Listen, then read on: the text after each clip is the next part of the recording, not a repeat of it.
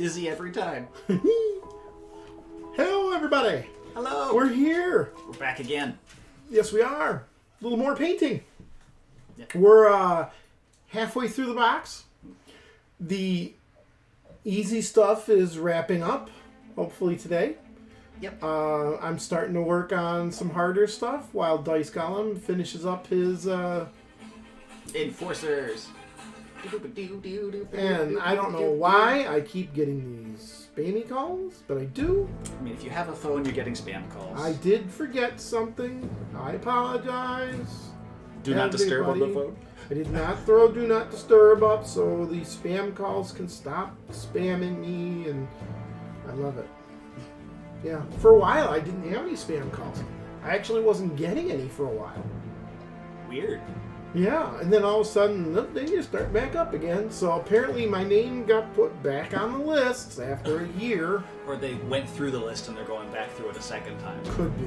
Yeah. Could very well be. Yeah. Do I look better with or without the glasses? You probably see better with the glasses, at least. I see better, but do I look better? I don't know. As a glasses wearer myself, I think glasses are like the distinguishing feature. It's nice. I cannot do this. Because then my eyes look all puffy and like... It does obscure a little no, bit. like squinting and... What's Chat saying there? I'm the best. Thanks, I think. So, yeah, like I said, I'm starting to get into some... we're going to do some villains today. Yeah. I think I'm going to leave him out unless I have time to get to him. But, as it said at the beginning, I'm going to work on the Scarecrow. Yeah, look at that guy. And, well, since he always dealt with Batman, I figured instead of dealing with Batman, I figured maybe he wants a partner in crime. ManBat. And we'll do up ManBat too, because ManBat will work. ManBat's a pretty big figure. Oh, yeah. Humongous. I mean, you figure I show you the Scarecrow. Looking real good. In his prime to glory. He's in his prime. And then the vet of the man. Huge, but awesome. There you go. It's going to be fun. Yeah. Cannot wait to start playing because I started looking at ManBat and the ability that he has, terror in the sky. He's a beast. Almost literally. It basically says that he has 2 cards in the initiative deck. He does not share line of sight with other villain figures. While ManBat's life is above 8, enemy figures consider ManBat to be elevated terrain. And at the end of his turn, every enemy figure who suffered a wound from ManBat moves directly away from him in a straight line for the number of wounds received. Now, I'm assuming that is the number of wounds that he's dished out overall, not just that turn. Man, I really hope it's just wounds. I mean, I'm not sure because... And I'm not even sure because this side of the card is a different terror in the sky. Well, yeah, because it's compared like, to this one. So I can't remember, because it's been a while since I played, which side of the card is the AI side and which side is the player side. Because you can play... that one's got to be player, right? There's got to be more nuance to a player than an AI. Could be. It probably is this.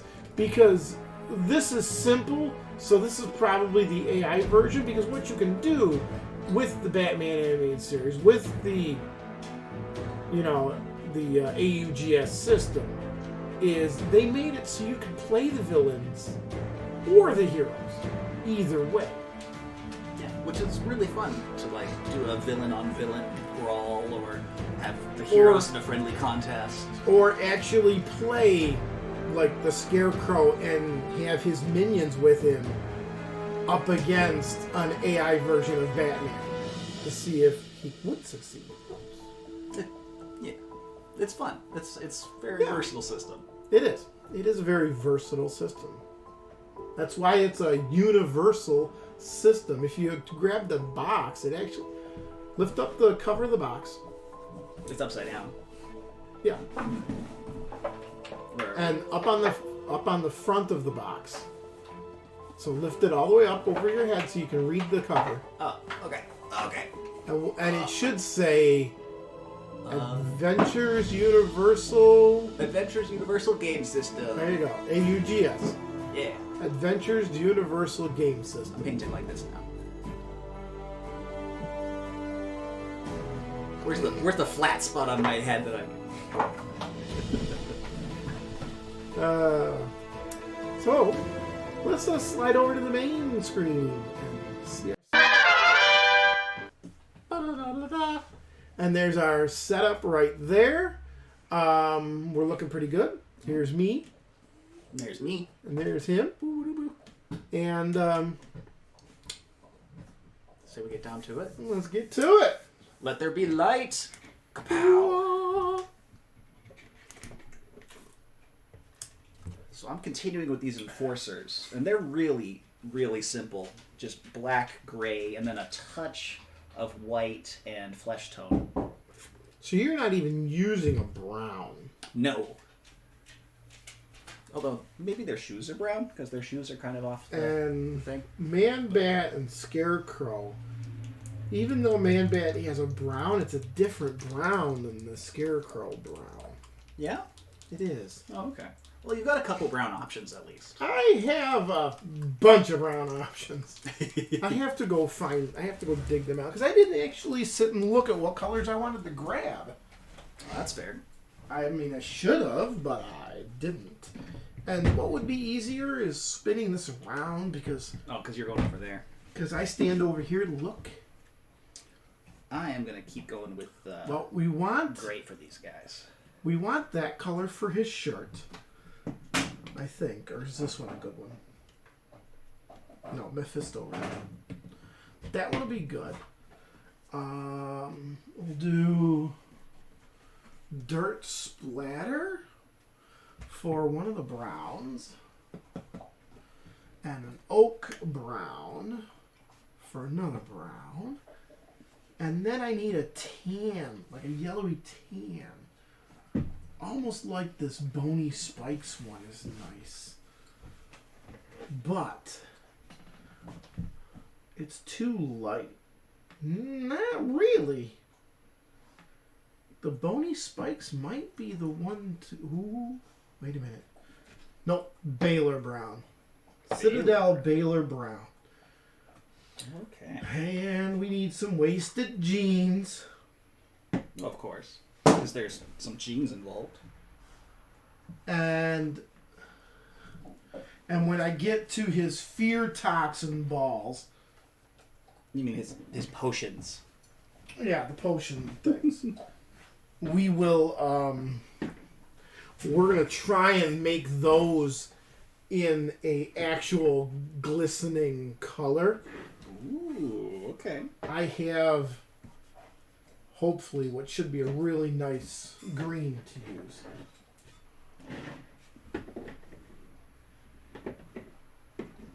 I mean, maybe I'll try the shell shading technique.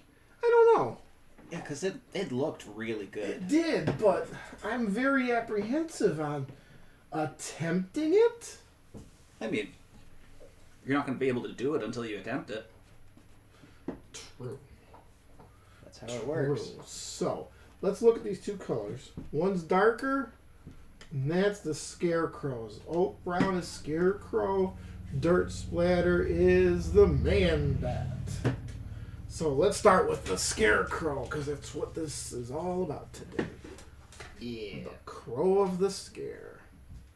The Crow of the Scare? Very medieval. The Scare of the Crows? Word order. Let's droodle a little bit right here. I know, it's kind of off camera for y'all, but it's just where I'm dropping my brown. Yep. The third character I was going to do, but I think I'll hold off because I can do him later with Bullock and Latoya. Oh, yeah. I'll leave the cops together. I just need some brushes. And this is the big brush pile. I need the thinner ones. It's hard to stretch across this table. Okay, what do we got? To be fair, it's 2 tables. If it was just the 1 table, it'd be fine, but there wouldn't be enough room for both of us. 18 double aught. That's a good one. We'll use that one. And then we'll use the Psycho. We'll start with those 2. I'm using the Wargamer Detail Brush, which is still pretty big. Oh, you know what I need? It would help, wouldn't it? I bet you it would. Yes, indeed it would. What? Oh, my water closer. No, you don't want to reach all the way over there? Not across my phone. That would be kind of shitty. Yeah, I mean, it's a good way to get some extra color on your phone, I suppose, but, you know, a little permanent. Oh, my God. I'll just scrape that stuff off. You really... No, I don't. This is calls if they are valued customers of Comcast Xfinity. Please call us here at this. No. No.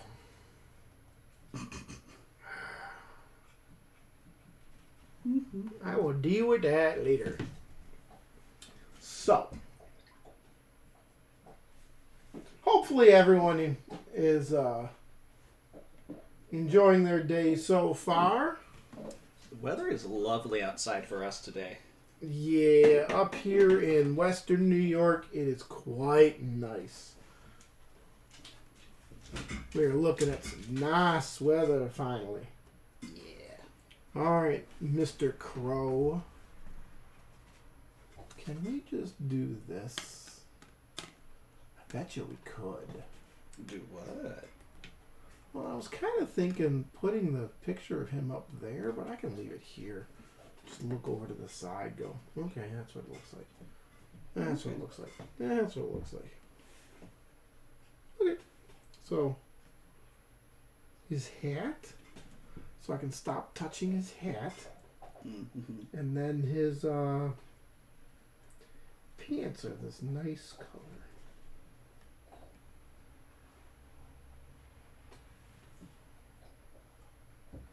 This color's a little watery, so I may have to do a second coat.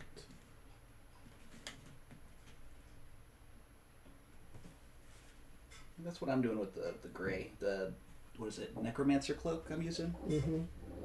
Yeah, we tend to like that Necromancer cloak. I mean, it's a nice gray. It's a good, solid, kind of dark. It's very nice. Yeah.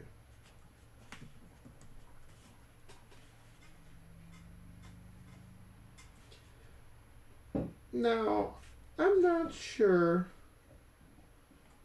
what we had given any thought to. About?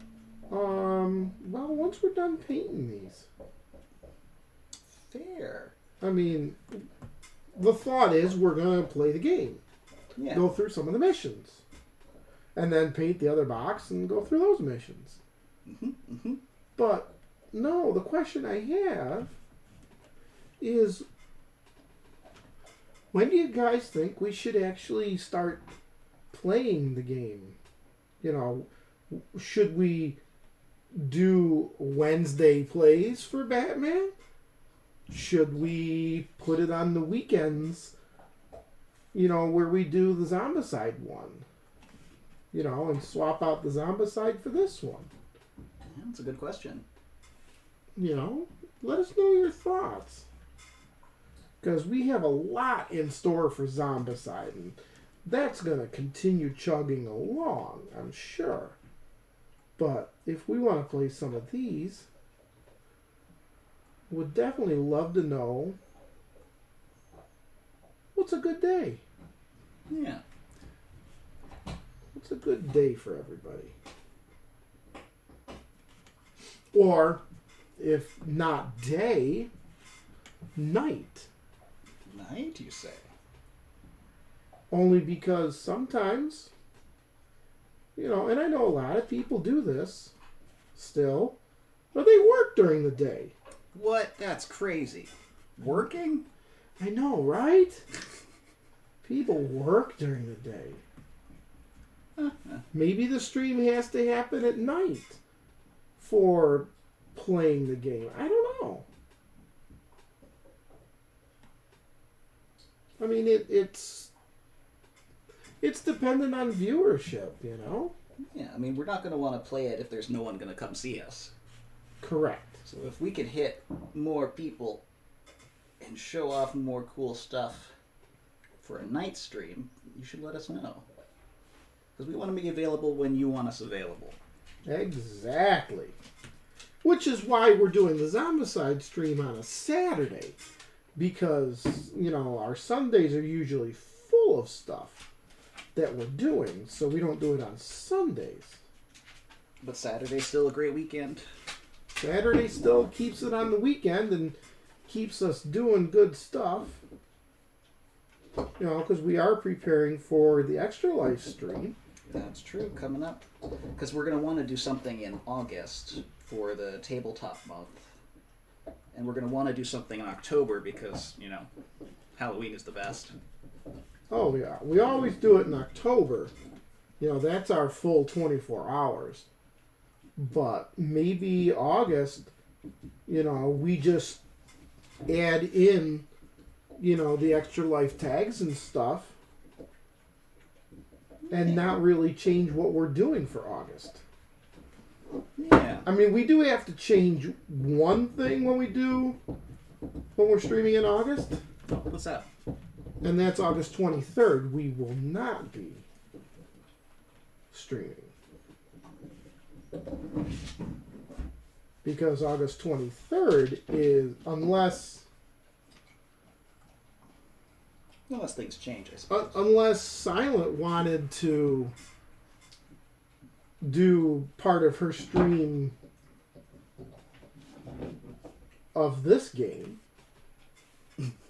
I suppose that's true. I mean, that could be possible because what we could do is by then we'll know exactly how to add in the guest star remotely.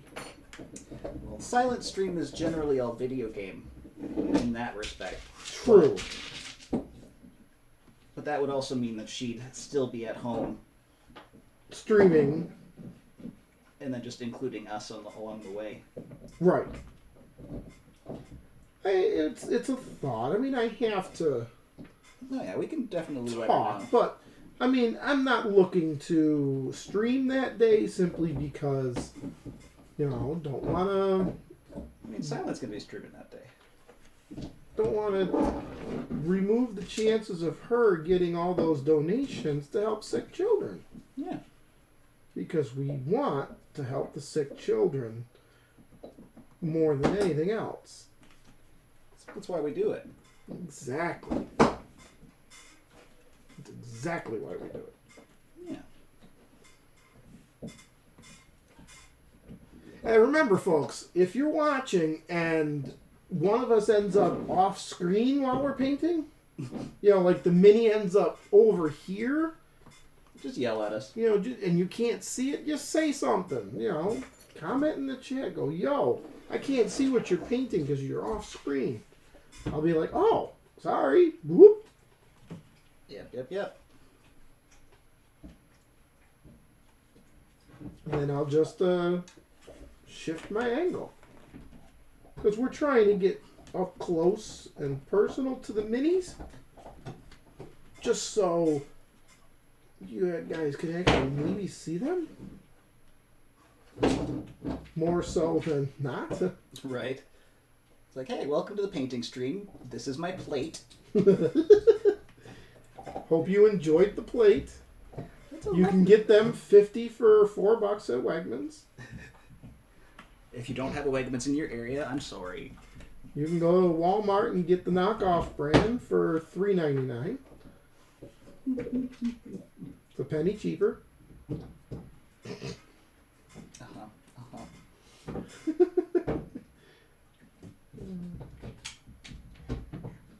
Okay, Scarecrow hat. I think you're done.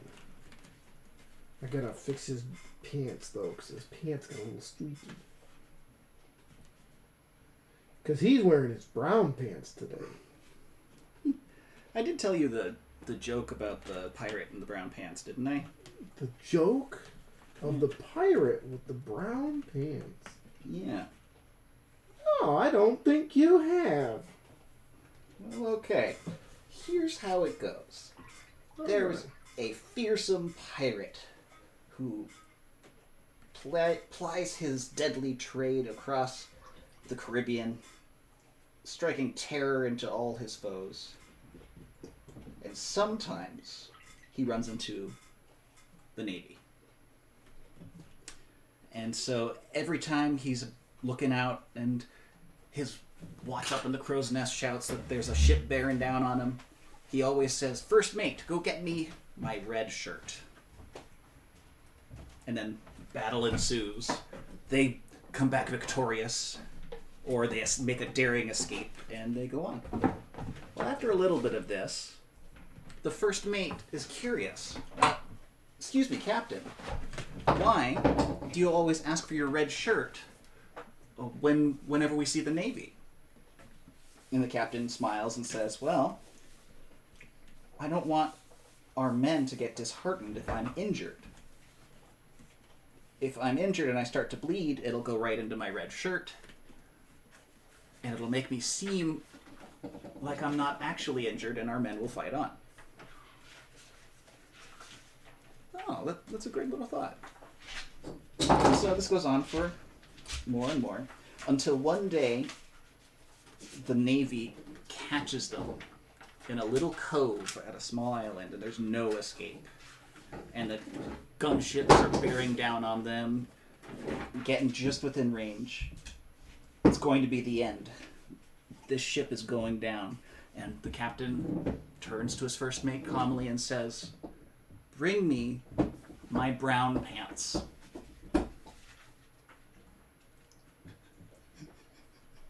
Ba-dum-bum. Wah, wah, wah. Exactly. I am just looking because there's only the one mission that I see that deals with ManBat. Oh, okay. Because I'm just looking to see what the back part of his wings look like. Oh. I mean, it's got to be similar. If it's anything like an actual bat, and it's obviously based on that, it's going to be a similar brown on both sides. Oh, so the...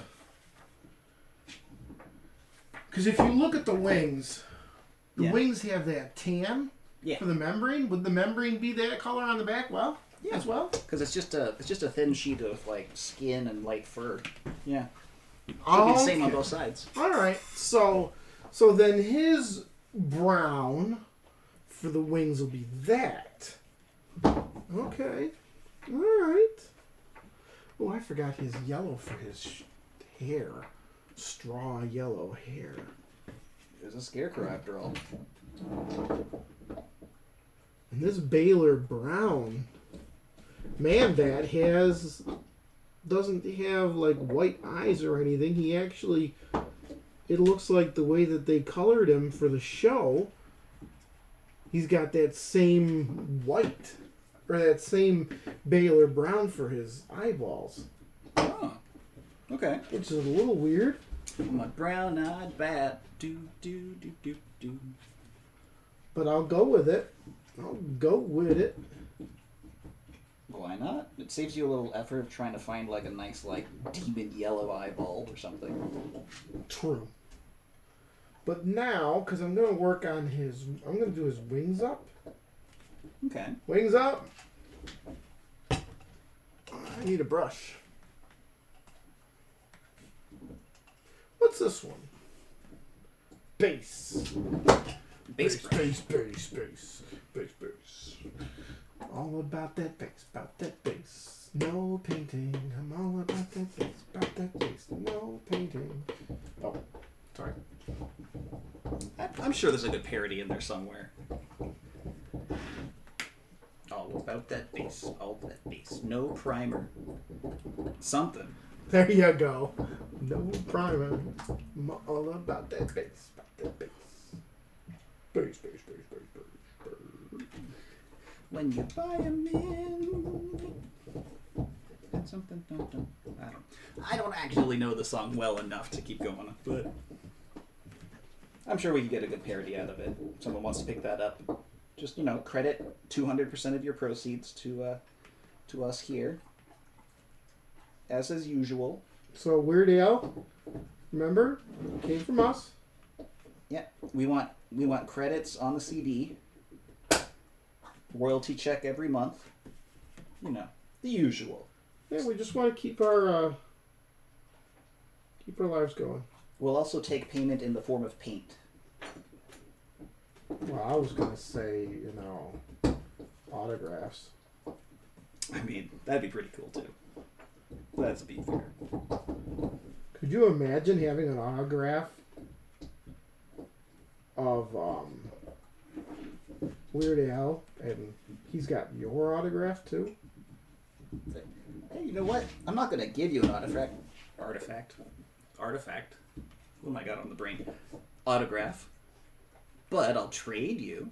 Why, hell yeah. Although that's not what I'd tell him. I'd be more like, uh-huh. Yep. I mean, I'm just being realistic. This being starstruck is a thing. Oh, it is. I mean, I remember one time I was at Gen Con and I saw The signs? I saw the signs that my actor was over there. No. They're in the dealer's room. I saw the signs. I cannot figure out who it was. I can't remember his name now. Okay. He played Mike Donovan on the miniseries V from '84. Okay, well, that is before my time and expertise then. He also played Beastmaster in the B film from way back then, Beastmaster. Okay. It was a fantasy flick. Okay. I cannot remember his name, but I saw him there at the table, and I could not go up to him to get his autograph. Wow. I mean, I was barely able to go up to Erin and get her autograph. Which Aaron? The Erin from Buck Rogers. Oh, okay. Because I went I took her picture, and she's like, "Do you want to get a picture together?" I'm like, "I'm okay." You sure? And she's like, "Come on over here." I bet she gets, that kind of starstruck thing every now and then and knows how to deal with it. Well, I mean, she's a star from the 70s. So, But then I'm a little apprehensive, but the woman that played in the movie Poltergeist. Oh, really? I wish I could remember the girl's name. Oh, no. Blair. Linda Blair. There we go. Linda Blair. Okay.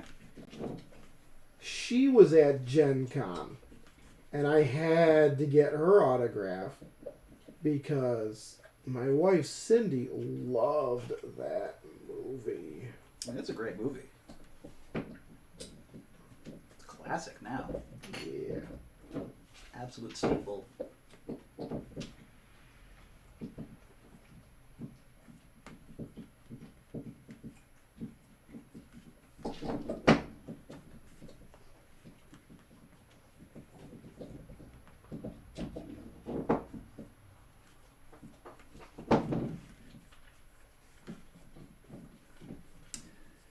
don't think I have ever met a celebrity, which isn't that surprising because I don't actually like go to cons very often. You've met celebrities.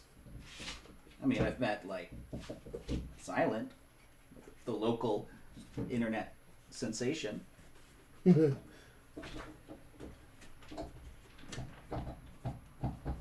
one celebrity that I didn't have to walk up to say hi to and chat with was Walter Keong, the Chekhov from the original Star Trek. Wow. I didn't have to walk up to him to say hi because he was not at his booth for autographs. Oh, you just caught him out and about. He never was up at his booth for autographs. Did he just get swarmed somewhere, or was he just out, like, hanging out? He had a booth. He'd come in, he'd sign a couple autographs at the booth, and he'd be like, nope, I'm done. I'm going to start walking around the convention. I mean, that's good. And that's how he would talk to fans, is by being out and about. I mean, sure, his bodyguards were nearby. Well, yeah. But it really shows that he's just as much a fan as many of the actual fans of his work. He knew how to interact with the fans. He wasn't, that type of fan that's like, what do you want? Okay, fine. I'm getting paid to sit at a desk and sign things. No, you're here to enjoy and the whole Ain't nobody showing up here. Yeah. No. And then you got those celebrities that have like 15 bodyguards and, oh, you gotta stand behind this line or we're gonna kick you in your face, And I mean, in some cases it's necessary if fans are absolutely rabid, ridiculous. Yeah. But it's nice to, he's just a guy. Exactly. Just a guy. He loves the property. He loves the fans. And a lot of the older ones that were in properties way back when, they don't have the bodyguards because they're not as popular. Because they were popular back then, but not now. Sort of idea. You're not going to have like a rabid 16-year-old run up to you for the original Star Trek series. And if you do, it's a godsend. Right. You're going to have the aging ones. It's like, hey, I loved your work. And I know how to respectfully, say hello and ask for a photograph and that kind of thing. Right. It's good.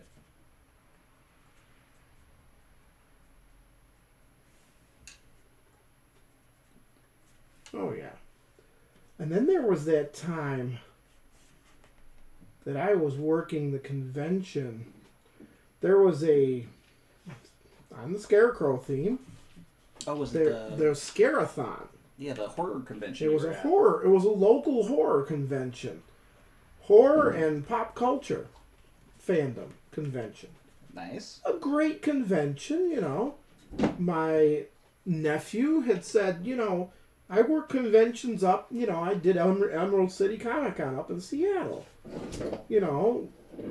We should do this convention.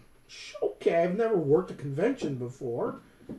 And yeah, I do like some horror films, but I don't know a lot of the horror films. You're not like 100% like deep dive into that fandom. No. It's like I know this film or I know that film.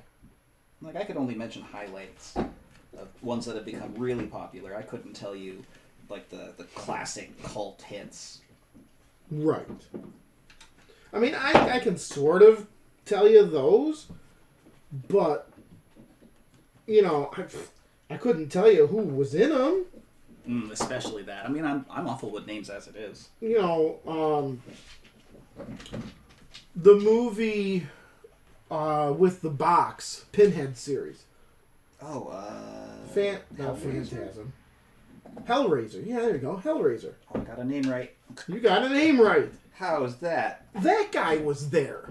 Oh, really? That's cool. Or no, was it that guy? Yeah, he was there.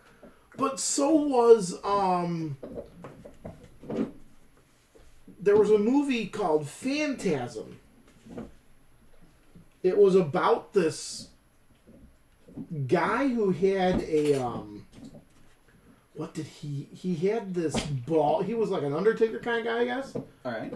And he had this ball, this floating orb of death.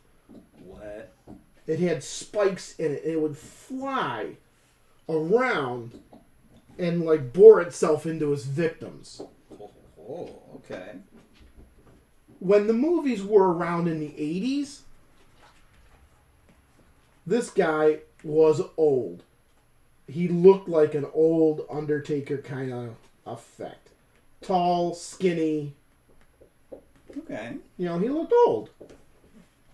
You know, he didn't look like he would still be alive in 2020 and look the same. Now, is that movie magic or just like a really good like exercise routine? I don't know, but he didn't look like he aged a freaking day. I mean, that's fantastic. I mean, he looked just as old and craggly as he did in the 80s. And it's like, wait a minute. I mean, part of that could be like an excellent makeup team, but that's still really impressive. Yeah. It is. And there was a movie that had come out. And when we got to work the convention, we were given jobs to do. Mm-hmm. My nephew got put on door duty. You know, check these doors. You know, make sure people have badges when they come in. You know, you're good to go. Yeah. He's like, okay. But he was secretly envious of me. Because? Because I got to sit at a booth being the bodyguard, so to speak, the helper to a couple of actors.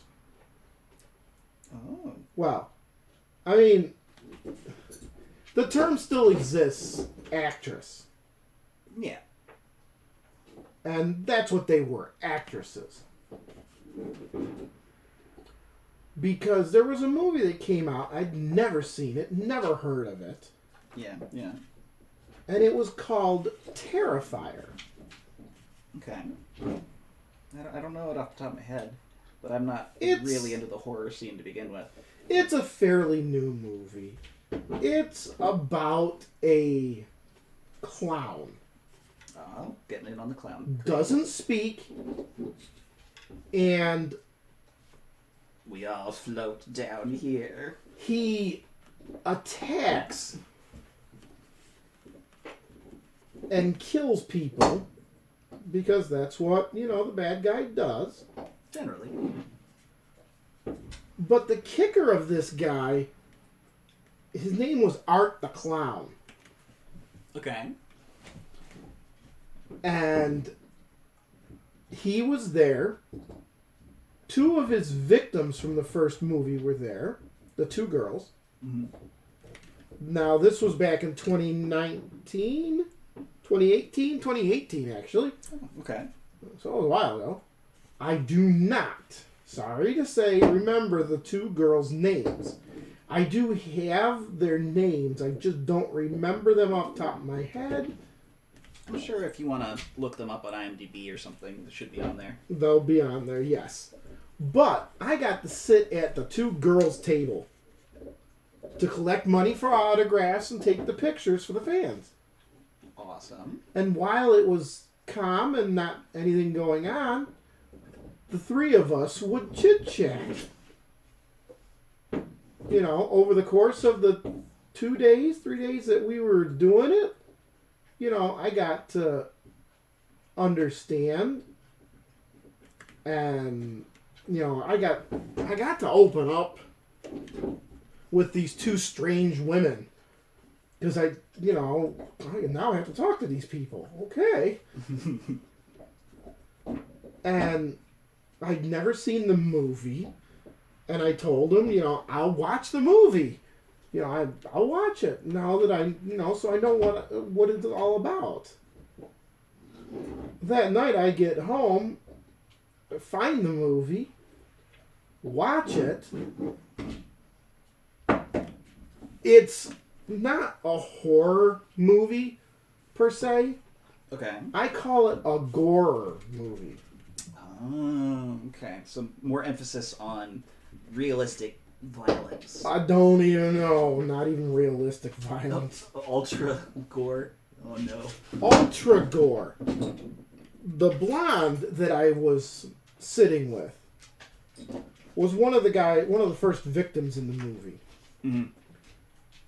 She talked about how for her death scene, she was held upside down for 2 minutes at a time, because any longer than 2 minutes could be potentially hazardous to the brain. Oh yeah, get all the blood rush up there. So they would hang her upside down for 2 minutes, do the scene, and then lift her back out and put her back on a table and, you know, rest, do the scene, you know, back and forth like that. Wow. Her death scene was Art the Clown taking a hacksaw. You know what a hacksaw is? Oh yeah. It's a little handle. It's got a little saw on it. It's a tiny little blade. Yep. And her hung upside down. And he starts sawing her in half. What, like across the middle? No. Really? Crotch down to the head. Oh no. Oh jeez. And they even talked about the prosthetic for when they were sawing, and how they had special sections in the body, so when he got to a particular bone or like the head or whatever, Yeah. the saw would catch and the body would jiggle around like he's actually going through the bone. Oh no. Oh my god. I'm like, oh my god. And I'm watching this movie and I'm grossed out by this. And of course she's naked while they're doing it. Oh, of course. You know, so I'm like, okay, now I know what I'm sitting next to in all her glory.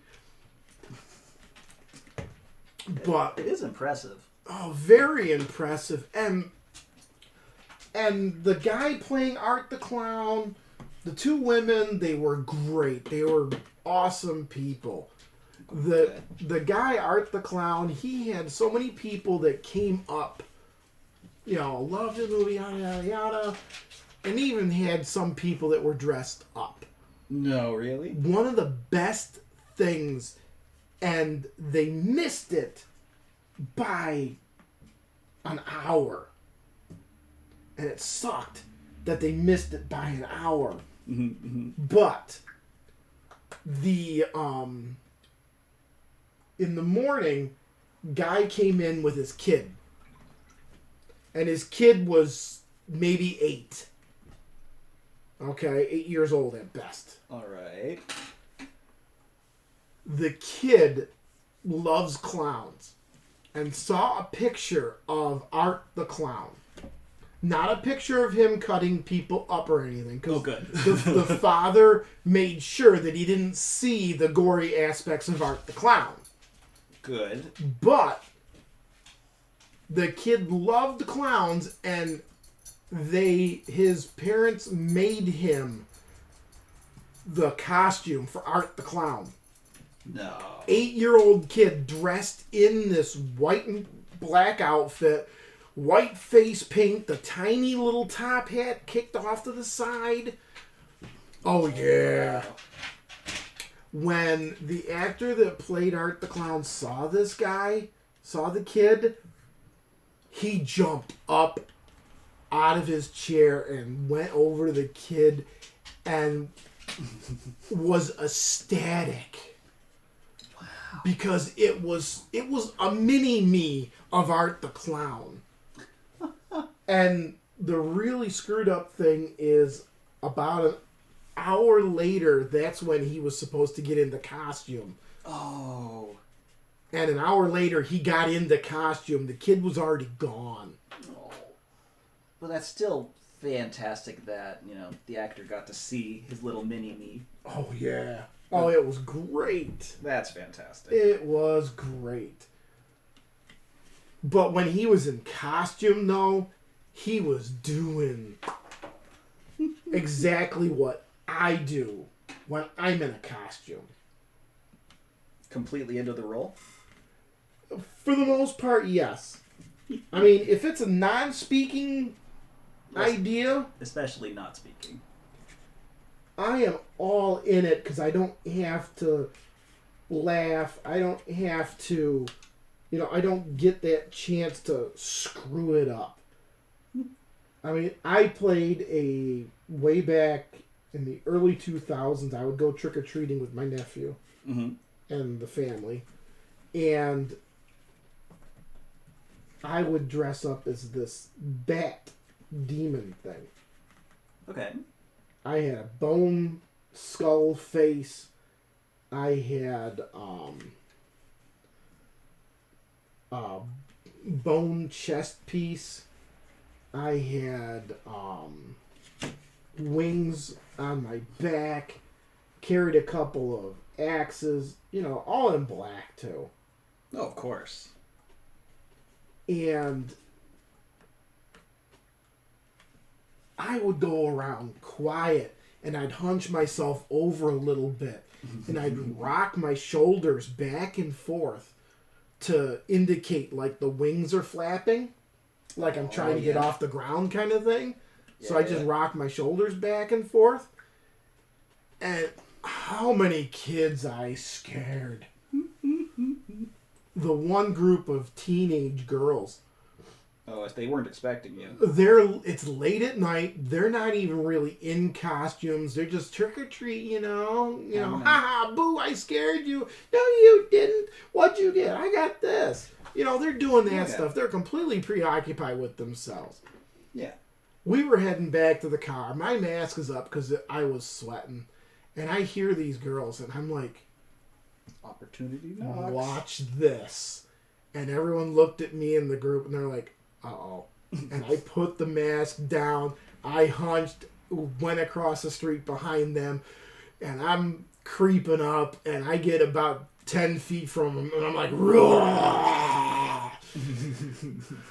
Waving these two plastic axes. The scream could have been heard 5 miles away. Oh, they good. probably had to change their pants when they got home because they were gone. Oh. I couldn't give chase because when they screamed, turned, and ran, I was on the ground laughing my butt off. Because it was great. Because you couldn't see me very well. And creeping up from behind was obviously, the best way to do it because they didn't see me coming. Yep. That's a good scare. Mm-hmm. Oh, it was great. It was great. So Mr. Scarecrow, he's coming along pretty decent. Yeah, got his face, got some shoes and pants. Yep, I gotta do his pants up a little bit more because there's a couple of spots that are kind of thin. I like the wings on the bat. They're pretty decent. Yeah. It's nice that you get to just do like a broad color splat.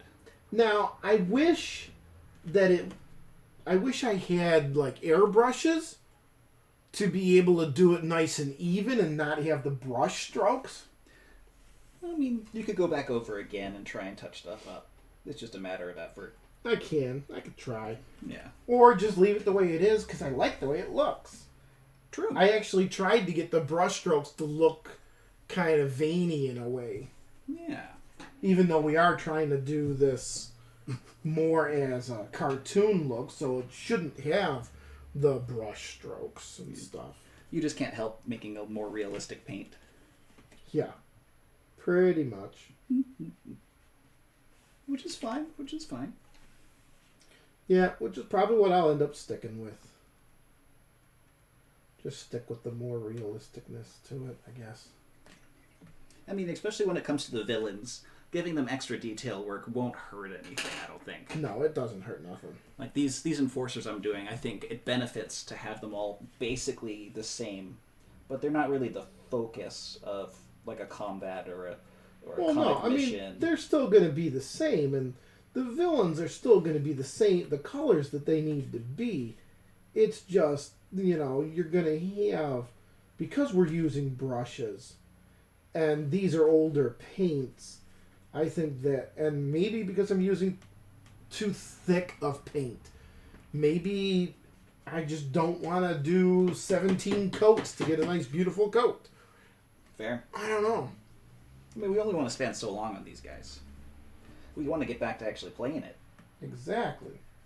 But we want them to look good so we don't have to come back to them either. True enough. So, we continue. Keep on keeping on. So I touched up the hem. I should probably do... what's another color? I'd wasted jeans. Let's do his jeans.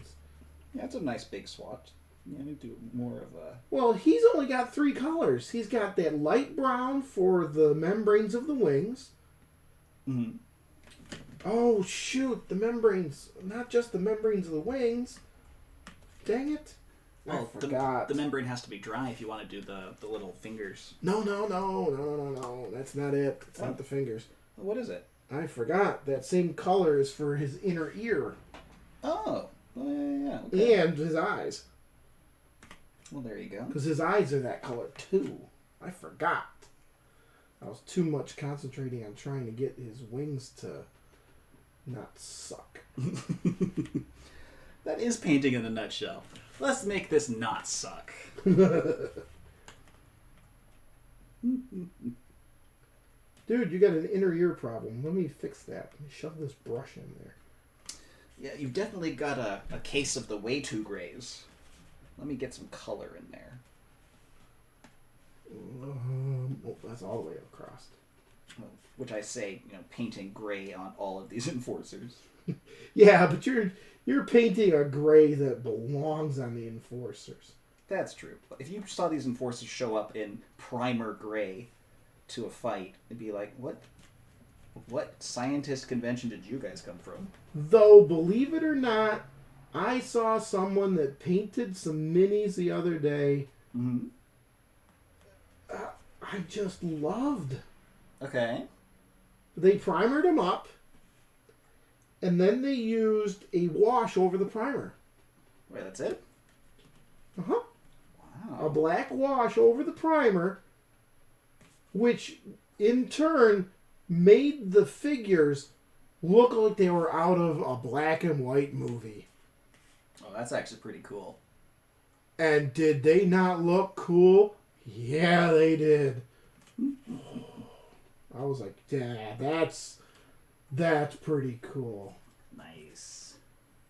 I am stunned every time I see like a paint that's posted online somewhere. Like, hey, I just finished these guys. Yeah, it was pretty good. Took me a couple hours, and it's like some of the most detailed work I've ever seen. Yeah, they like win accolades with it. It's like, really? It's like, what? This isn't even your best work? You did this for your hobby? And in 2 hours' time? We take 2 hours just to put 2 coats on the mini. We still got to get the other colors in there. Yeah. Those are the guys that should be streaming so we can see how the hell they're doing it. But I know those guys, the ones that have the super detailed, realistic, they've got it on the tiniest little spots. They're using airbrushes. Well, no, they're using airbrushes. And even if they're not, they definitely have the experience of doing probably hundreds, if not thousands, of minis. Different kinds and different techniques. And don't say that they have years of experience, because I've been painting minis since 88. Well, yeah, 90. Maybe they have years of good experience. Oh, burn. Nah, it's not a burn because... I mean, years of doing it haphazardly is a little different from, like, professional painting kind of acumen. To be fair, what I should do is get some of my old minis from back then that I painted. Yeah. And you'll see the difference. I was actually pretty decent back then. Ooh. I've got this one wizard girl. She's in this, like, gloss black dress with a beautiful sheen on it. Mm-hmm. And carrying some sort of staff she had. And she was a redhead. Oh, of course. So she had the lighter skin, the paler skin, green eyes. Mm-hmm. I gave her green eyes. Actual, with the white and then the green for the pupil. Ooh, okay. And her hair was this beautiful coppery red. The way that the mold was for the figure, it had this, like the hair was in a net. Oh. Because it had this crisscross effect to the hair. Yeah. Like it was in a hairnet kind of thing. That just added to the gorgeousness of her hair. It was this red that I used for her hair that was just outstanding. Nice. And when I used it, because it had like this coppery sheen to the red, the copper stayed up on the raised crisscross patterns. Oh. More than it did in the recesses. And this is back in like 90, 91, when I did this mini. And when I was done, I took an actual copper and just did a light, very light dry brush to hit just the raised edges and her hair. If she wasn't a mini, I'd be sitting there running my fingers through her hair the whole time. Because it was just beautiful. Wow. That's impressive. It was and still is my favorite mini to date that I have done. Hell, I had a 3-pack of Ralpartha orcs from back then. And those minis were the first time I ever attempted any kind of dry brushing or anything like that. Yeah. And they turned out so well. The orcs, they looked so dirty. For orcs of that era, absolutely. That's 100% what you want. And they got what I wanted. Their armor looked like it was a hodgepodge of crap. It looked like they pulled it out of the trash bin, cobbled together. Some of it was shiny, some of it wasn't. It's really good. It's really cool. And their swords looked like, the DM would have to have you roll for a constitution check or otherwise get tetanus. It's just that extra bit of violence. It's like, okay, you survived being chopped to bits, but now will you die after the fact? Well, no, you took 5 points of damage from that orc blade. Well, now roll for tetanus. What? No, my character. It's one of the dangers. Gotta have a cleric handy. Yeah.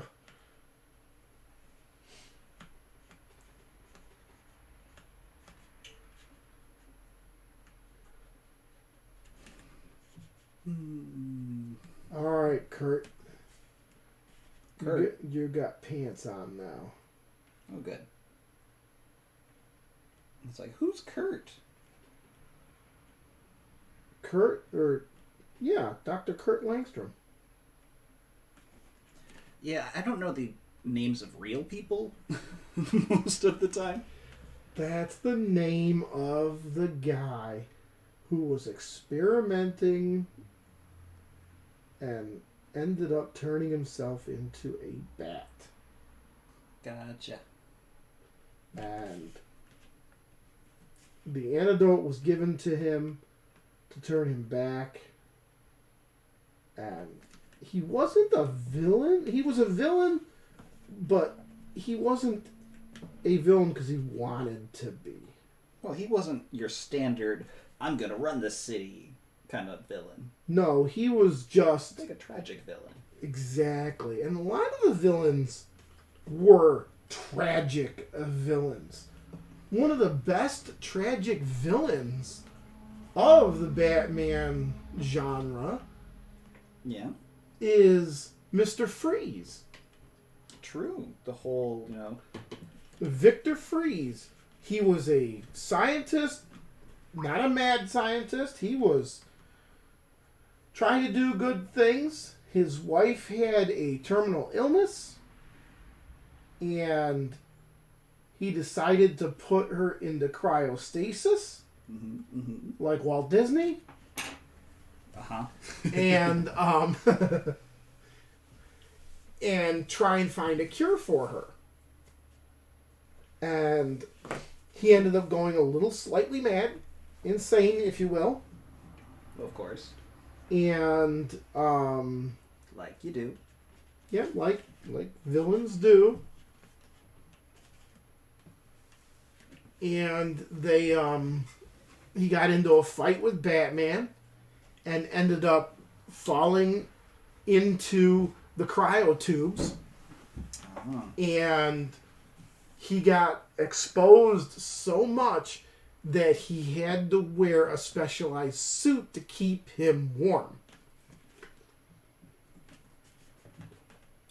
And then he just started going on rampages because he lost his wife, Nora. Reason for, holding on, trying to find a cure. And what is it with DC and using the same names? Like what? Well, Nora for Victor Freeze. Yeah. So Nora was his wife. Mm. Well, Nora is the wife of Barry Allen. Nora West Allen. Huh. And then, of course, you got Batman with Martha Wayne. And then you've got Superman with Martha Kent. Martha, Martha, Martha. That was the dumbest frickin' thing ever. I mean... Batman and Superman are going at it. Bam! In the movie. Okay, I didn't actually see Batman versus Superman. They're just beating each other up. And... I don't remember if it was Superman or if it was Batman. One of the two, I want to say Superman said Martha. Because he was calling out to Martha, his mother. Right. And then the other one's like, wait, why'd you say that name? She was my mother. Mine too! Oh, we're now best buds. Dumbest freaking... You'd think Batman, the world's greatest detective, would have already known that. Yeah, well, in the movies, he's not. See, that's... I want a CSI-style TV show set in Gotham with the detective Batman. Give him a villain for the week, doing whatever crime they're doing. He has to put together the clues. Big action sequence near the end, maybe one in the middle, whatever, but do a Batman styled CSI where it's all about the detective. I mean, to be fair, we've had enough movies about Batman as a kick-ass kind of guy. Right. We need one about the detective. Yeah. I think that would be just beautiful. Yeah. I mean, we've already had a TV show about Jim Gordon in Gotham. How was that? I never watched it. Oh, that was a great show. I didn't think it would go well because they spouted it being a show about Batman without Batman. I mean, that is a hard sell. It's like, I love Batman. Wait, Batman's not in it? Yeah, we're going to make a TV show about Batman and his greatest villains, but we're not going to put Batman in it. What? It's going to be about Jim Gordon instead. Okay. Oh, he doesn't have his iconic mustache. What? Is this a prequel? Is it a alternate universe? For DC, they call that an Elseworlds. Elseworlds. Yeah. Okay. Alternate universe. So they can mess it up and not go back if they want. Right. And it ended up being a great show. You know, it got its legs under itself, and it really did well. Oh, good. It showcased the rise of the Penguin and how he got his infamous waddle and the hook nose that he had. He already had that. You know, why he favored umbrellas and whatnot. Okay. You know, because he was actually, in this version, the Penguin was actually the umbrella holder for a crime boss. Oh. So he was a lackey for a crime boss and would go around, you know, being the one holding the umbrella up for the guy or girl. Because Gotham is just full of rainy, broody, and... Hey, Martin. Hey, how's it going? Thank you. We will have fun. I know you can't hear us because we're muted, but we're going to address you anyway. Yep. You know, that would be also kind of neat is closed captions. I mean, AI technology is getting pretty good. Real-time closed captions would be kind of wild. But for that, just get an interpreter. Have her on the screen. That ALS in the little like picture-in-picture. Yeah. Have her right below... Not ALS. ASL. ASL, right below the chat. You know how the chat is right there? Maybe bring the chat up a little bit or put her right above the chat. Yeah.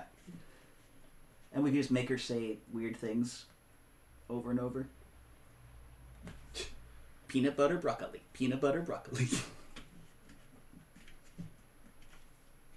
Because I know us. But back to the whole Penguin thing. So Penguin was the guy who was with the crime boss, trusted with keeping the crime boss dry. Pretty much. But he knew everything the crime boss did, you know. Of course he brought, you know, coffee or whatever. Oh yeah. You know, he's a good lackey. He was the lackey. Yeah. But being able to do that and then backstab the crime boss and turn him in, you know, shows the potential of the character and whatnot. And over the 5 seasons, those 5 seasons the show ran, you know, just seeing the characters grow, seeing the Riddler, who was nothing more than a guy working in the back room at Gotham PD.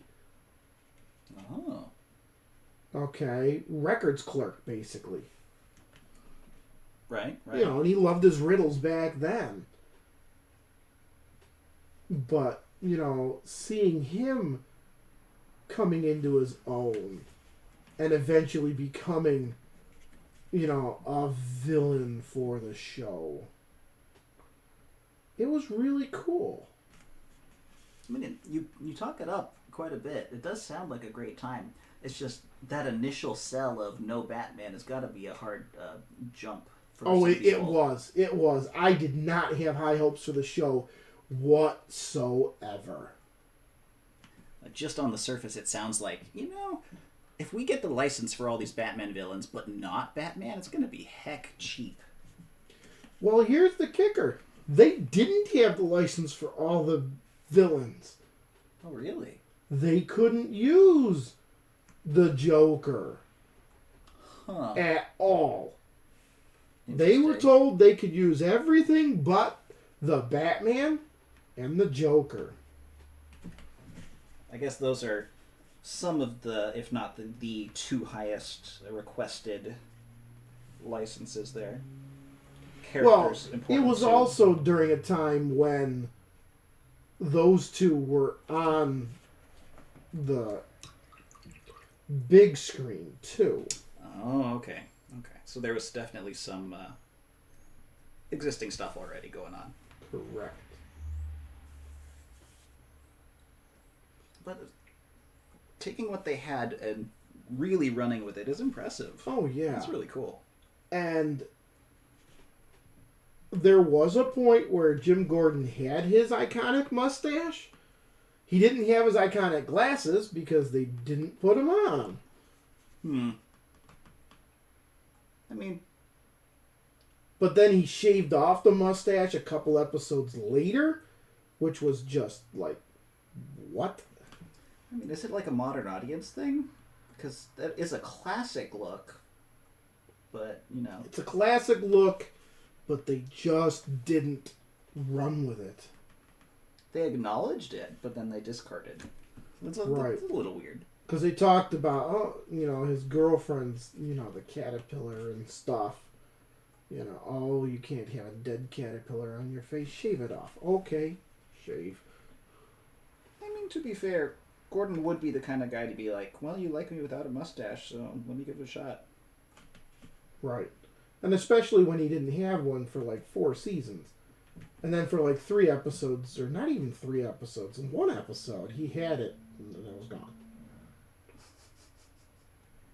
But the very ending of the show, the last episode, they did a time jump and showed Bruce Wayne grown up as he could get, because the kid was still young.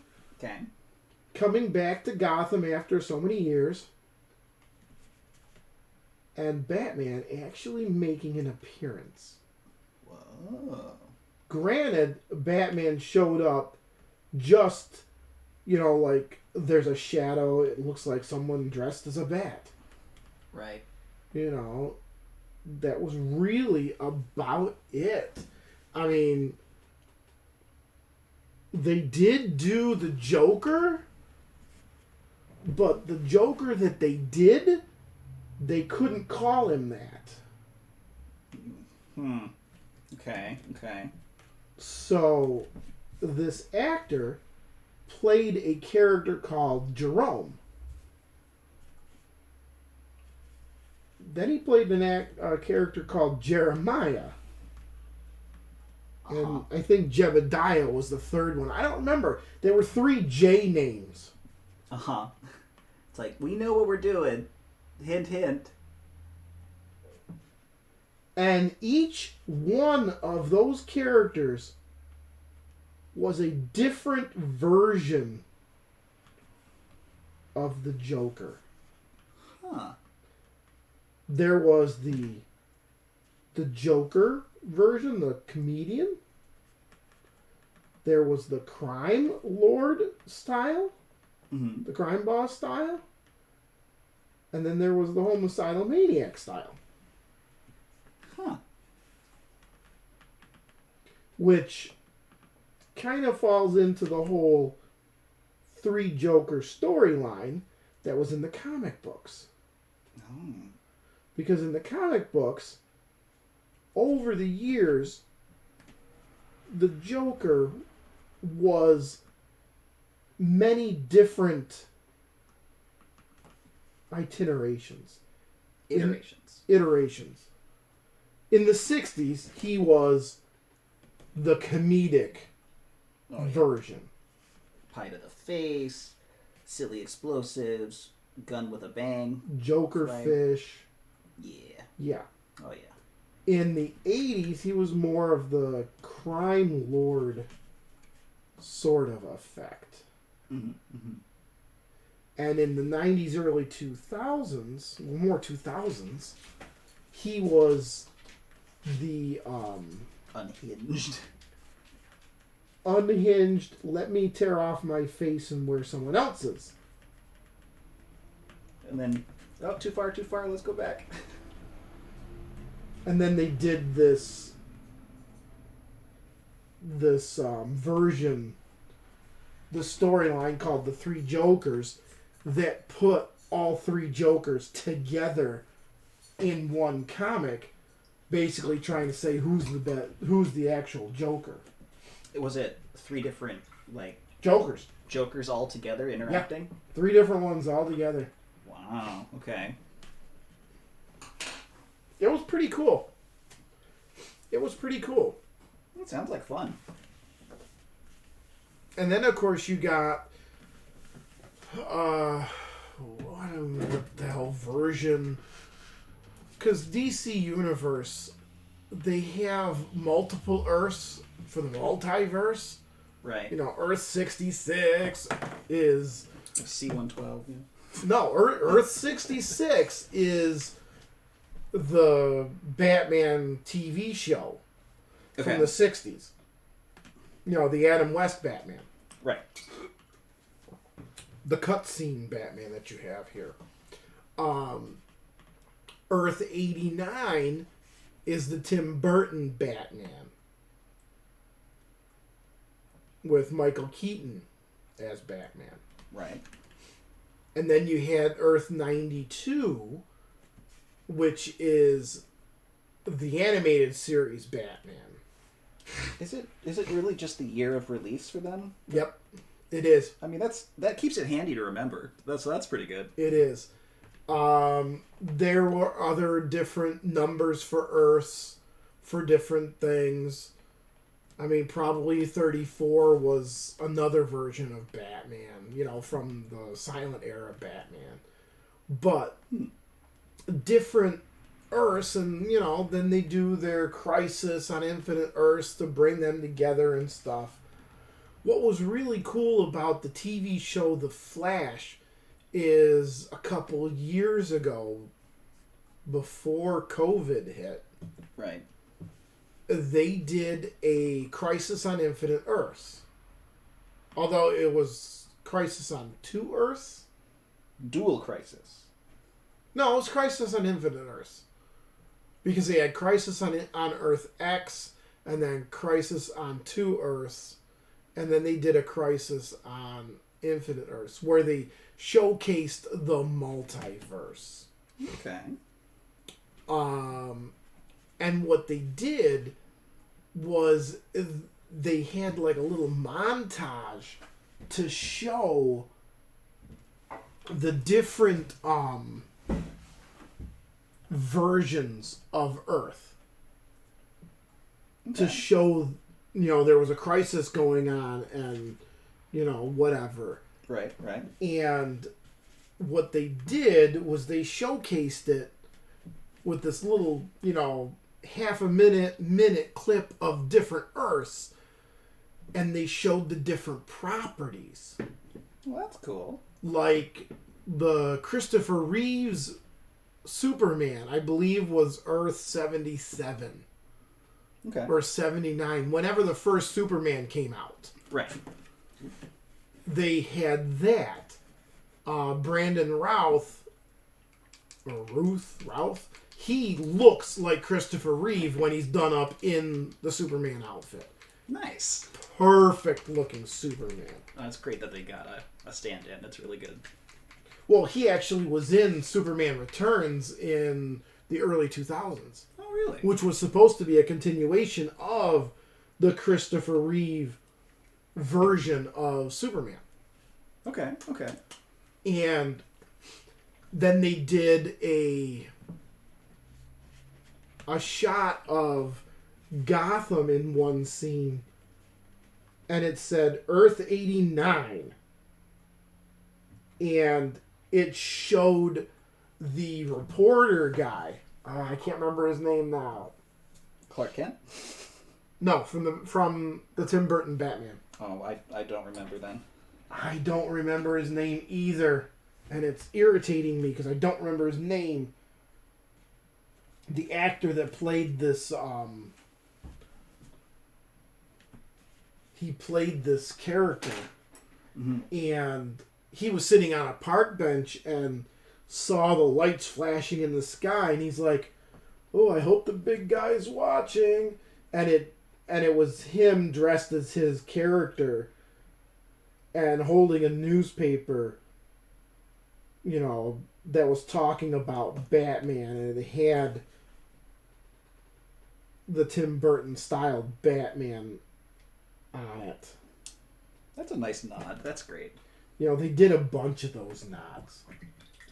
I mean, if you've got a multiverse and an opportunity to show it off, I really like when, you know, you go all out and actually use that opportunity to showcase your other properties. Well, the thing is, the TV show did that, which is great. But it was just a TV show that did it. The movies didn't do it. Well, I think with the movies generally, I mean, and not until, I guess, in modern recent memory, like the Spider-Man Into the Spider-Verse, you generally stick with a theme. True.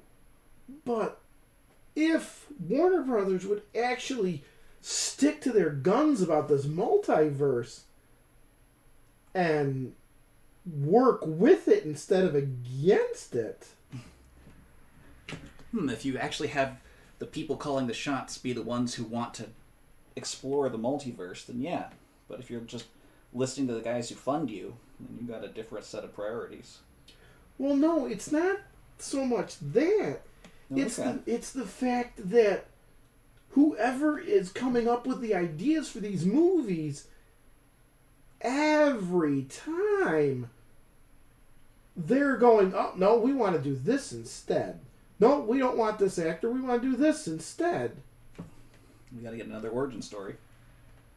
Screw that. Pick an actor and stick with it. If you're trying to emulate Marvel, don't. Marvel worked because they got actors to do the job and do it the way it was supposed to be done. And the continuity is fantastic. But Marvel also suffered because when it came to the TV shows, they couldn't reference the movies. Why not? Because the TV shows were filmed so far in advance. Oh, so when a movie's in the works, there wasn't enough crosstalk to reference them. Because it was all out of whack time-wise. Or they didn't want to spoil the movie. So the movie comes out in the theater and you get a vague reference on the TV show about this or that might have gone on in the movie, but they didn't want to spoil the movie for those rabid fans and spoil the movie with something that happens in the show. So Infinity War is going on, everybody is blinking out, but the TV show carries on like nothing happened. Gesundheit. Gesundheit again. And number 3. Excuse me, guys and girls, and all the ships at sea. You're allergic to being frustrated about DC and Marvel. But yeah, I mean, that's what they did. It's something, I suppose.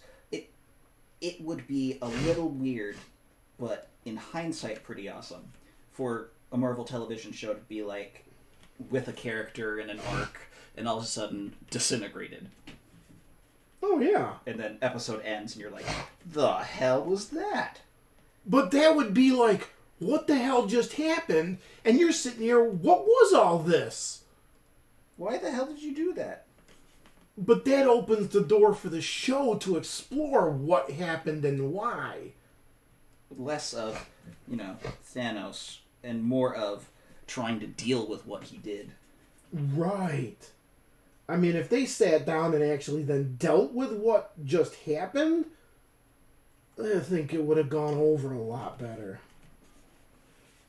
I mean, that's why I didn't much care for some of the TV shows for Marvel, because it was disjointed from the movies. So the movies were going on, and it's like, but how is it affecting these guys who don't even realize anything's actually happening? Well, neat part is, it doesn't apparently. I mean, they could have had, a phone call, even without the other actor, or maybe with the actor on a speakerphone, just saying a couple of lines. Just enough to tie it together. Just enough to tie it together. Or maybe a TV in the background showing this thing, Could or you imagine a news article. the TV in the store window with the news, and it cuts to like a 1 second, half-second clip of some scene in the movie coming up. Yeah. That would be fantastic. It would have been. Man, missed opportunity.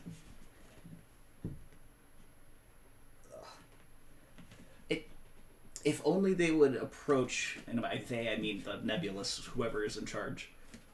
If only they would approach it from the point of view of fans, rather than, okay, we've greenlit this Marvel show. Do Marvel and we'll get paid. That's why the movies need to be done by a fan. Yeah, or someone who's willing to listen to fans. I mean, Get input. take a look at the guys doing the Mandalorian show for Star Wars. Oh, they're fans. They are fans.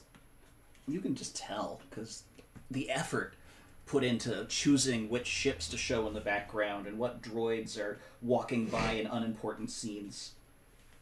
It's intense. It's great. Yeah. And that's a show by fans for fans. Part of why it's doing so well. Yep. The other part is it's awesome, but that aside.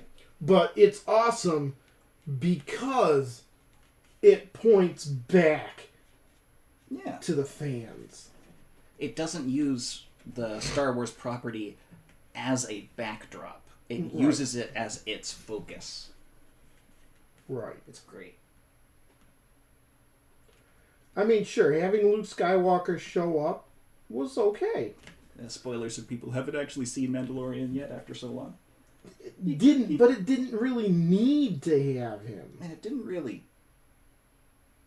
Well, I was going to say it didn't really matter that it was specifically Luke Skywalker. But... Well, it did matter because... Spoiler alert for, the movies. The Empire won. No, did they? And wiped out all the Jedi in the Clone Wars.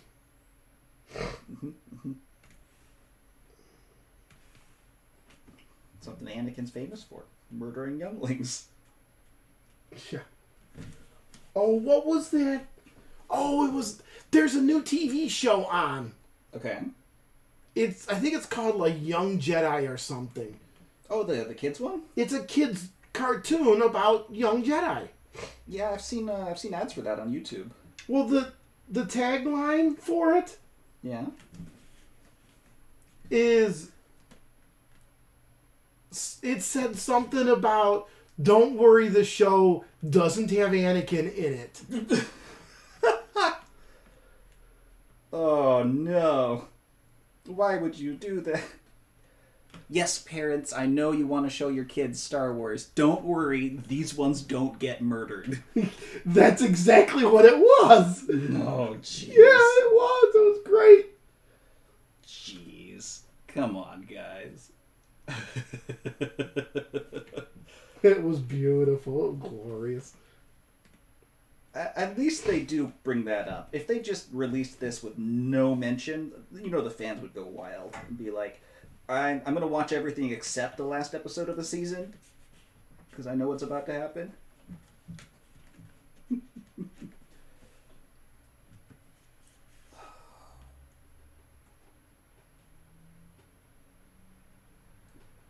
George Lucas, did you ever guess that you would have a international phenomenon on your hands? Nope. Because, my goodness. Not one bit. He, in 77, thought it was a one and done. But people took and ran and did amazing work. Some better than others. And it's got staying power. There's something to like a less sci-fi intensive sci-fi. Oh yeah. The focus being on what's happening rather than the technology they're using. It's great. Oh yeah. I mean, that's why, even though there are a lot of people that do not like Andor and the TV show Andor, it was great because it was Star Wars. But without a lot of the Star Wars? I mean, the main focus of Star Wars up until this point has been Jedi. Because that's the coolest thing to be. Well, no. The focus was the rebels against the Empire. Oh, okay. We've been watching different movies. And then when the prequel trilogy came out, it was about the Jedi because they're the coolest thing ever. Okay, you know what? That's fair. That is fair. Because now at that point, everybody wants to be a Jedi. Let's explore being a Jedi, how Jedi become Jedi, the rules being a Jedi, what happened to the Jedi. Enough times until you run out of ways to say Jedi without it losing meaning. Jedi, Jedi, Jedi. Right.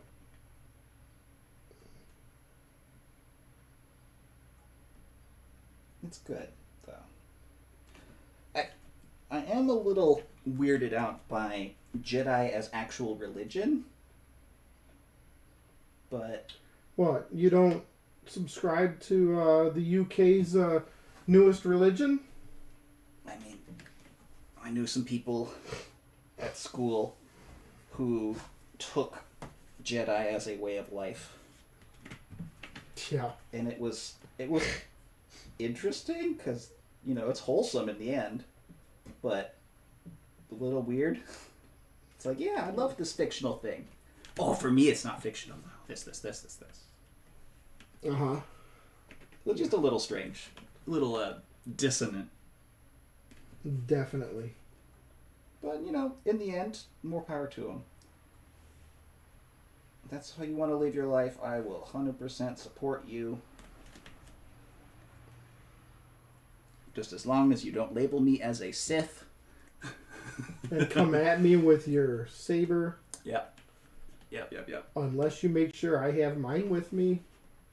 And give me plenty of training to actually know how to use it so we can have a cool sword battle. I could teach you. Okay, good. I know how to do sword battles. And then we can play,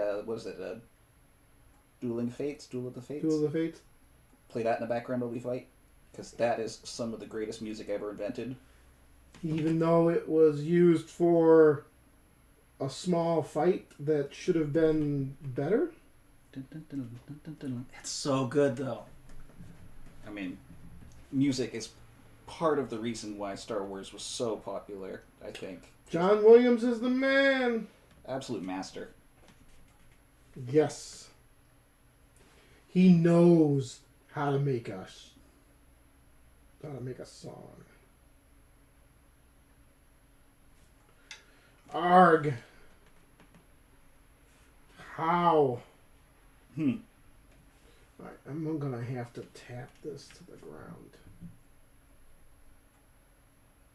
You doing alright over there? No. Oh. Okay, that's not good. What happened? I'm trying to paint these frickin' wings. The little fingers in between? Yeah. Oh, no. Yeah. I'm glad you picked him out, actually, because if I was trying to do that, it would be a little rough. Well, it is rough. I cannot keep it steady.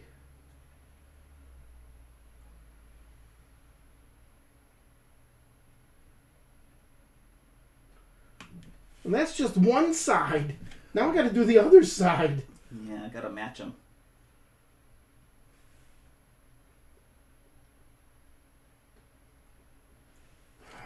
But I have to take a short break. Oh, sure, go ahead. I mean, it's like 2:30. My fingers are tingling. Definitely want to take a break. I mean, being that it's 2:30, chances are we will probably definitely be finishing these guys up next week. Yeah.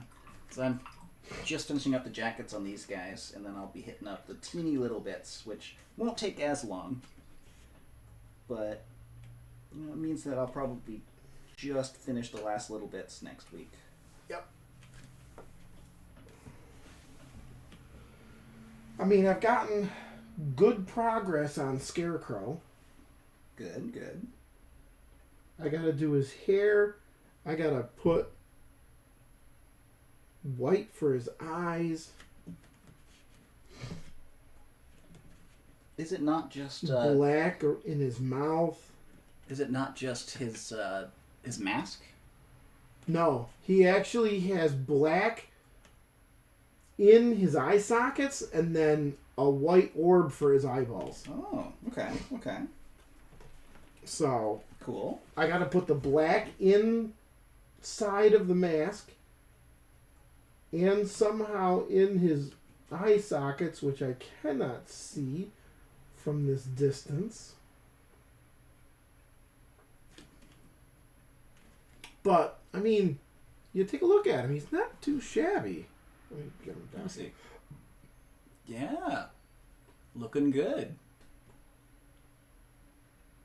Yeah. And you said you wanted to do like some extra effort on the little toxins and the And then I got this bottles guy. and stuff. That's the one wing I've got so far. That's looking all right. I mean, you'll want to go back a little, but it's looking good. Yeah, I might go back over with the lighter brown. I mean, just like shave off some of the little extra bits. Right. But it's good. You got the majority of it already painted up. No, not really, because I still got the other wing front and back, and I got the back of this wing to do. Okay, well. And I got his feet to do, which I forgot to do in his brown. At least it's not a custom brown. You just pop it back open. True. Very true. Very, very true. It's just I hate when my fingers start to tingle. Well, you don't want to push yourself, honestly. I mean, you start painting when your fingers are starting to go numb. That's just asking for extra painting.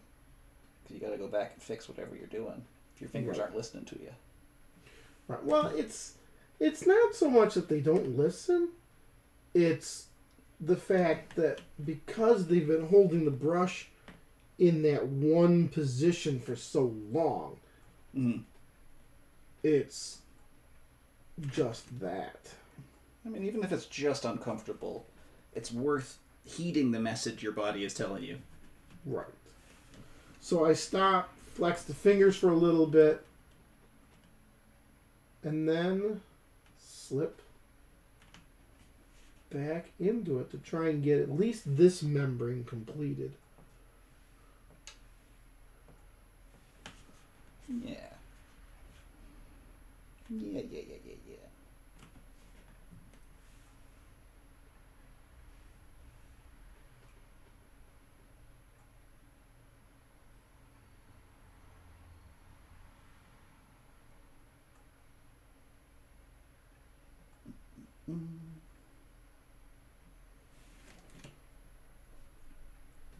What's really getting me on these enforcers is like trying to get inside between the wrist and the chest.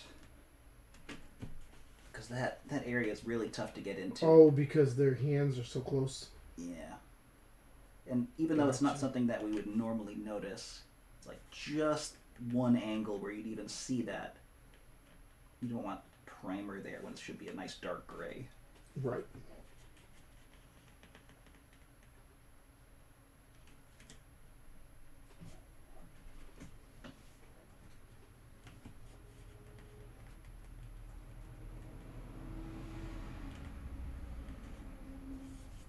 Okay.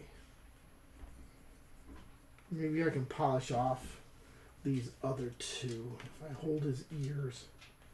Because I officially did not paint the ears specifically because I wanted to get through other areas. Yeah. You want an area to be able to hold on to them.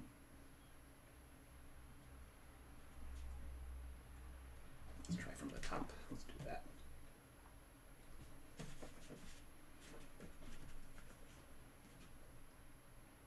Well, that's going to suck. I'll have to go back over this one anyways.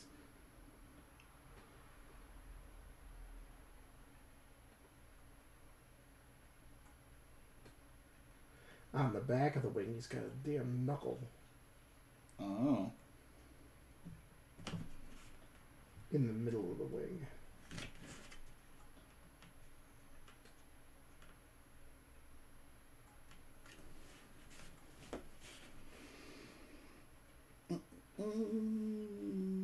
Good enough. Good enough.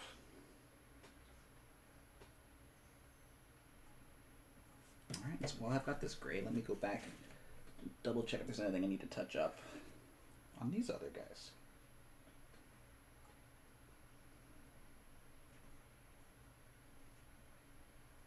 A little bit right there. Teeny tiny little bit.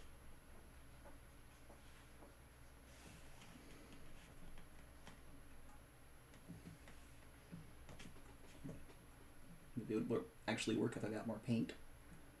I'm not trying to dry brush this little bit, I'm just trying to get a little extra. Yeah. Hmm.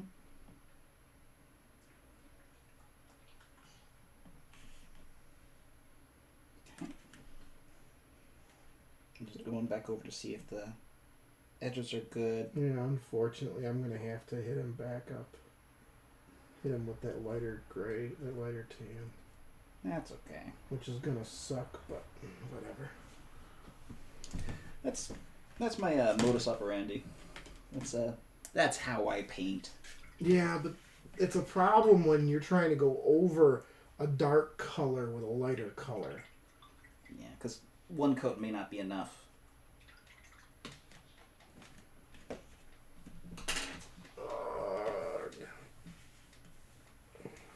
You know what I probably could do?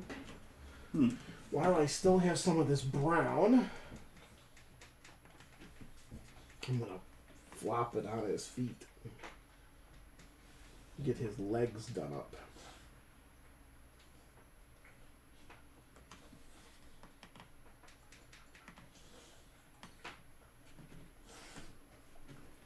Get him between his toes. If I drop him, that means he tickled. He got tickled. Woo-hoo. That's all Batman needs to do to take down the villain. Tickle in between his toes? Yep. Robin, get me the bat tickler.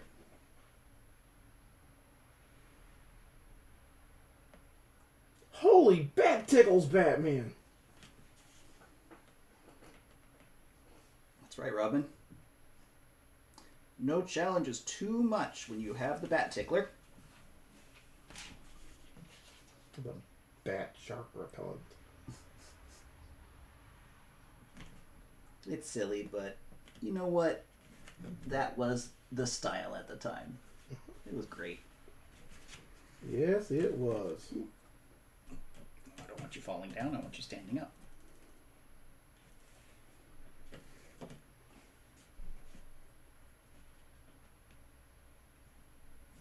There's a little extra down here. Just a little bit of extra touch.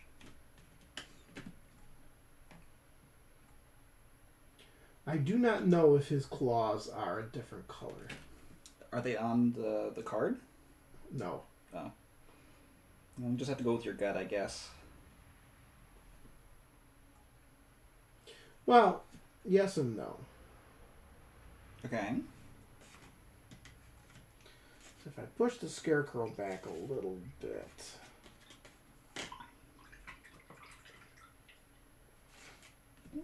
Swing him into the picture so you guys can see him.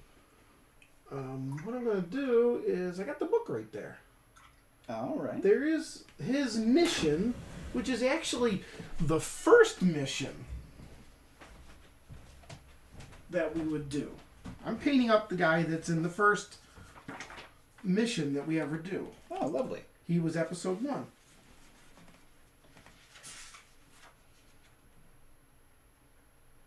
ManBat attacks. On leather wings. Oh, that's a better name. Kirk Langstrom. Kirk, not Kurt. Kirk. Batman is labeled as the culprit in the series of aerial attacks on pharmaceutical companies, but the Cape Crusader's own investigation leads him to Dr. Kirk Langstrom, whose experiments in crossing species have turned him into the fearsome ManBat. And looking at it, the claws are the same color as the rest of his body. Well, that makes it easy. All right. Yep. So, bada bing, bada bong. Bada bum. Bada bing, bada bong. Bong, bong, bong, bong. I always thought the phrase was bada bing, bada boom. Bada bing, bada boom, boom, boom. Bada bing, bada bong. What are you, Big Ben? Bong, bong, bong.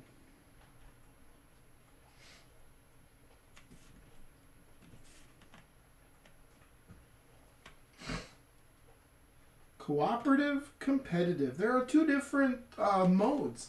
Mm-hmm. I don't know how you want to play the game. Do you want to do it as cooperative? Or do you want to do it as competitive? Where one plays the heroes, one plays the villains.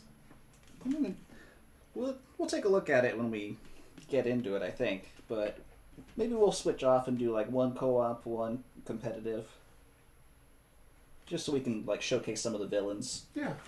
And the way that this works, the way that this game works is you're not playing the game to win as the heroes or to win as the villains. Mm-hmm. Because the end of the episode, it even says victory, heroes. With ManBat restrained and data from the gathered clues, Batman is able to create a cure for Dr. Langstrom, ending his ManBat nightmare. Or if the villains win, the ManBat has escaped. The heroes will need to double their efforts next time if they're able to rescue Dr. Langstrom. It's not like, oh crap, we got to do it again to beat him. We move on to episode 2. That's good. ManBat's still out there flying around. He'll come back in another episode later. Because the Batman villains in the comics are never killed, unlike the movies. I mean, that is kind of the hallmark of Batman. That, redemption is there. In any of it, any of the comics, the heroes don't kill unless you're the Punisher or Deadpool. Yeah, there's exceptions, yeah. But normally, they don't kill. I mean... I don't think Deadpool follows any rules. Scarecrow's fear toxins, they don't kill. They just make you scared of things. Mm-hmm. He used it on Bruce Wayne, a.k.a. Batman, if you didn't know. Oh, spoilers! Are you sure you want to spoil that? Wayne Industries coming down on us. He ended up being afraid of bats when he got hit with the fear toxin.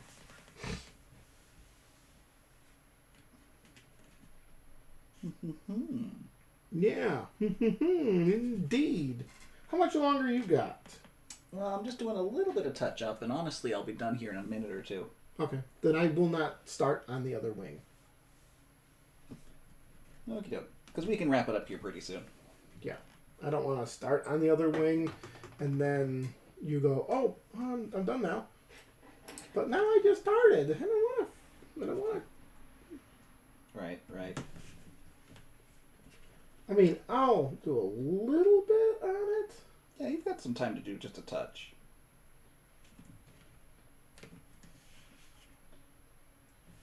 Just got to remember, oak brown. If we start next stream with what colors were we using again? You'll know that we absolutely totally forgot. And didn't go back and look at the VOD. Yeah. Because that's just how silly we are. Well, we made a recording. Let's never watch it again. That's not true. I'm going back. Oh no. Hydrate. Martin. Hydrate.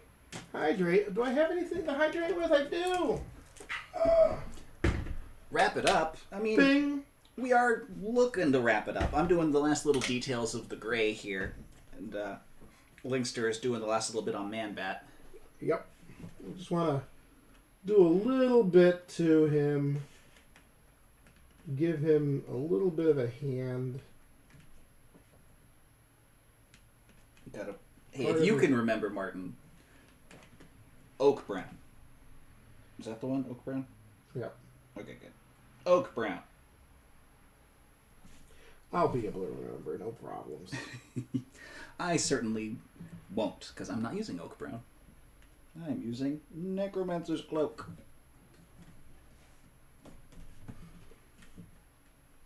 I mean, I have to go over with a second coat on him anyways. Because now that his back is starting to dry, it's starting to get a little patchy. Ooh.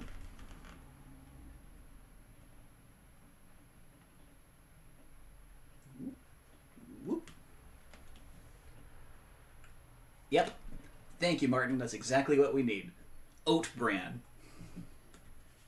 Must still have the stream muted, and you're going entirely off of our lip sync. Yep. Although we might be able to piece it together. Be like oat bran. What were we talking about? Oat bran. Oh no! Wait, it's oak. It was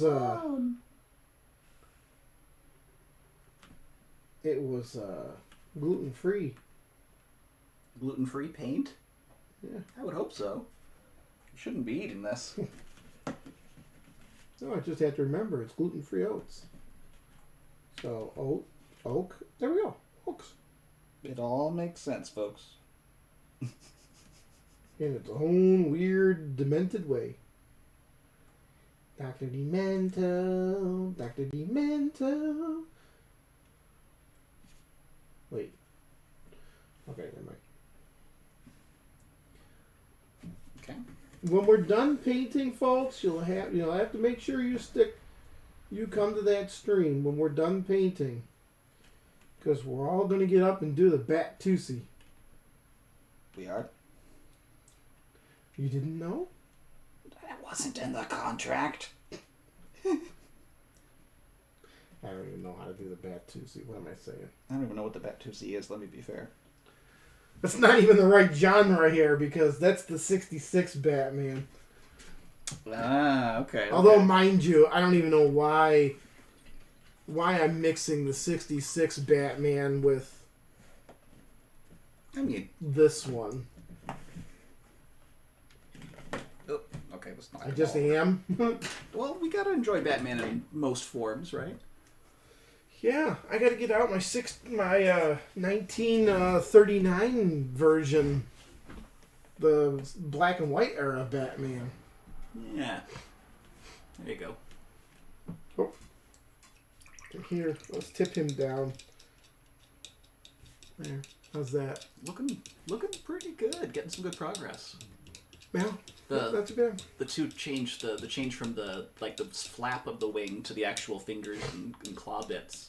It's striking. I like it. And that's the way it is on his card. Yeah. Whoop, a little lower. Yeah. Here, let me do this. This light is affecting things. Yeah, it looks good. Here, this is better. Let me do it this way. Da-da-da. Yeah. There. Lovely. Wait. There we go.